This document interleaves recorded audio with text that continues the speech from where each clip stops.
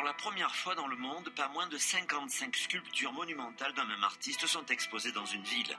Résultat, la croisette séparée de bonbons géants aux couleurs des pays qui seront présents les 3 et 4 novembre prochains pour le G20.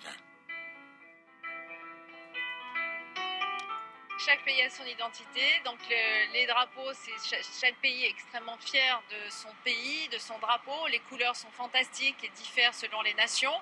Et c'est une grande satisfaction pour moi aujourd'hui d'avoir les drapeaux du G20, les pays invités du G20 et les pays de l'Union européenne ici exposés à Cannes. Derrière ces bonbons drapeaux se cache une créatrice absolue. Nourrie à la source du pop art, du nouveau réalisme ou encore de l'école de Nice, Laurence Ginkel, autodidacte qui commença par peindre, a trouvé sa vérité dans l'expression plastique.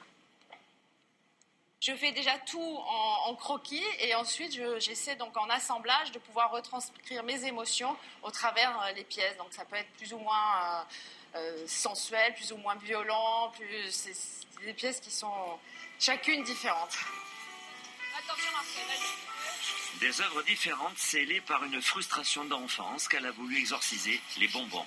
Des bonbons de toutes les couleurs, de toutes les formes, de toutes les dimensions, qui l'ont amené au hasard de son imagination à un autre objet d'art symbolique, l'ADN.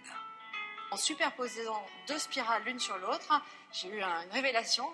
La forme de l'ADN, le squelette de l'ADN, les doubles hélices de l'ADN. Donc cette forme s'est imposée à moi.